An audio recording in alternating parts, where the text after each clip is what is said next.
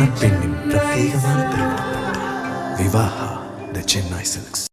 சிவகங்கை நகராட்சியில் திமுக நகர்மன்ற உறுப்பினர் தனது வார்டில் குப்பைகளை சேகரிக்கும் நகராட்சி தூய்மை பணியாளர்கள் இனி விசில் ஊதி குப்பைகளை சேகரிக்க கூடாது என்று கூறி சொந்த செலவில் சிறிய அளவிலான கை ஒலிபெருக்கி வாங்கி கொடுத்துள்ளார். அந்த காட்சிகளை முதலில் பார்க்கலாம்.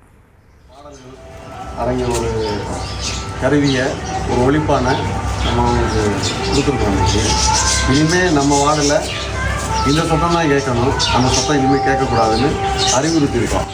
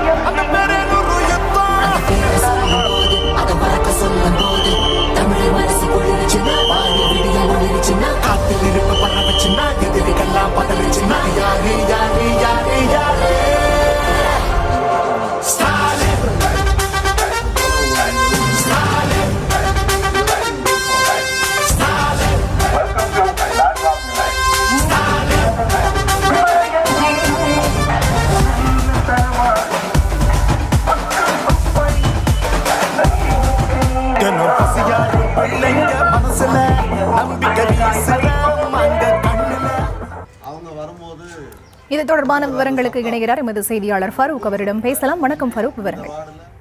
வணக்கம் பரிதா. சிவகங்கை 21வது வார்டினுடைய திமுக கவுன்சிலராக இருந்து வருபவர் ஐயப்பன். இந்த வார்டில் 2 நகராட்சி தூய்மை பணியாளர்கள் பணி செய்து வருகிறார்கள். அவர்கள் தினசரி காலை நேரத்தில் விசில் ஊதி வீடுகளில் குப்பை சேகரிக்கும் பணியை செய்து வருகிறார்கள். இந்நிலையில இன்னைக்கு இந்த அய்யூப் கான் அந்த 2 தூய்மை பணியாளர்கள் இனிமேல் எனது வார்டுல விசில் ஊதி குப்பைகளை சேகரிக்க கூடாது என்று கூறி அவர்கள் வைத்திருந்த விசிலை வாங்கி அந்த குப்பையில் போட்டுவிட்டு அவர்கள் இருவருக்கும் சிறிய வகையிலான கை ஒலிபெருக்கியை கொடுத்து அதுல ஒரு ரெக்கார்டிங் வாய்ஸை அதை பிக்ஸ் பண்ணி கொடுத்துருக்கிறாரு.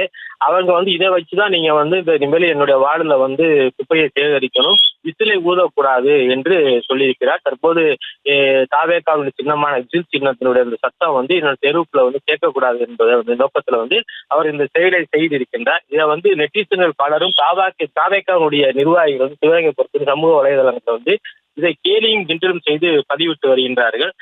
விஜய் நடிப்பில் ஒரு சினிமா பாணியில வரக்கூடிய அந்த பயம் இருக்க வேண்டும் என்ற அந்த வசனத்தை பதிவிட்டு அந்த கவுன்சிலர் பதிவிட்டுள்ள அந்த பதிவுக்கு கீழே அவர்கள் இந்த மாதிரியான ஒரு விமர்சனங்களை செய்து வருகிறார்கள். கவுன்சிலர் இந்த செயல் சிவகங்கை வட்டாரத்தில் பரபரப்பை ஏற்படுத்தியுள்ளது. விவரங்களுக்கு நன்றி ஃபரூக். மணப்பெண்ணின் பிரத்யேகமான திருமணம் விவாஹா தி சென்னை சில்க்ஸ்.